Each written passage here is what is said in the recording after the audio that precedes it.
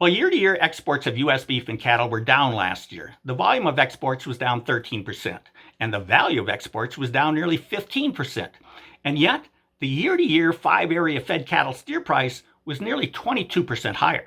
So exports went down and prices went up.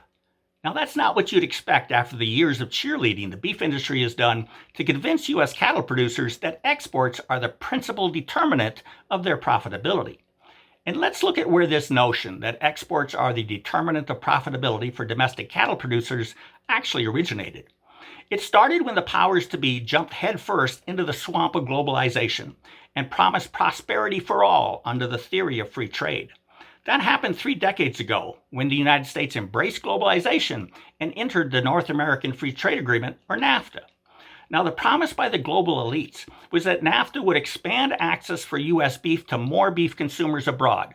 And with more beef consumers abroad, the demand for U.S. beef and cattle would increase dramatically, and U.S. cattle producers would then roll in prosperity. And then after NAFTA, the beef industry fought for and won even more free trade agreements with even more cattle-producing countries, including with Australia, Costa Rica, Honduras, and Nicaragua. And they still want more, including with New Zealand. But what of the 3-decade-old promise that globalization would bring prosperity to the U.S. cattle industry? Well, since NAFTA, we've reduced our nation's beef cow herd by over 18%. We've lost 32% of our nation's beef cattle farms and ranches. We've lost 78% of our industry's marketing outlets, our feedlots. And based on data from the U.S. Department of Agriculture, USDA, during the 5 years prior to NAFTA, the average return to cow-calf producers on a per-bred cow basis was nearly 22% higher than their returns during the past 5 years, 2018 to 2022, a period when beef and cattle exports were higher than any time in history, averaging about 3.2 billion pounds per year during those past 5 years. Now, I would suppose the beef industry has a different definition of prosperity that it uses to fuel its undying support for globalism's free trade. But looking at the results from the cattle producer's perspective, free trade did not bring about prosperity, not under any normal meaning of the word. Instead, it has brought about the dismantling of our U.S. cattle industry. So beware.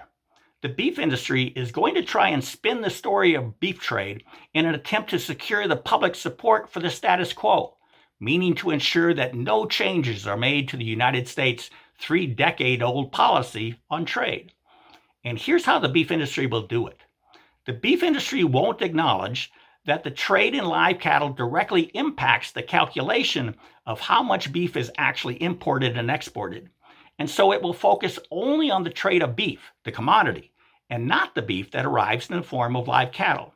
For example, the beef industry will report the total volume of beef imports for 2023 at 3.7 billion pounds, and the total volume of beef exports at about 3 billion pounds, meaning the U.S. imported only about 70 million pounds more than it exported. Now, this is based on using the USDA's trade data that is based on a 1,000-pound carcass weight. But remember, the beef checkoff program regularly converts the commodity beef to a live cattle equivalent in order to charge importers the mandatory $1 per live animal checkoff assessment.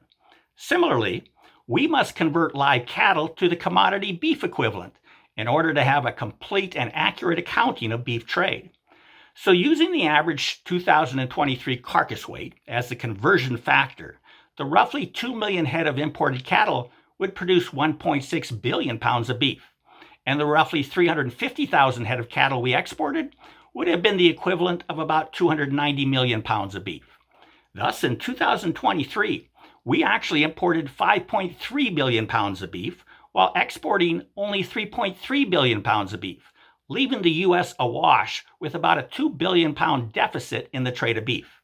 And again, this is based on the widely used USDA's 1,000 pound carcass weight standard. Now, the importance of this discussion is this. We cannot expect to reform our nation's current trade policies that are dismantling our industry if decision makers are being provided with only a partial accounting of our beef trade. A complete and accurate accounting of beef trade reveals that the domestic cattle industry is being injured because the U.S. consistently imports more than it exports, leaving the U.S. awash with a price-depressing trade deficit. Well, I'm Bill Bullard with RCAF USA, the voice of the independent cattle producer in the United States of America. With that, have a productive week. Thank you and goodbye.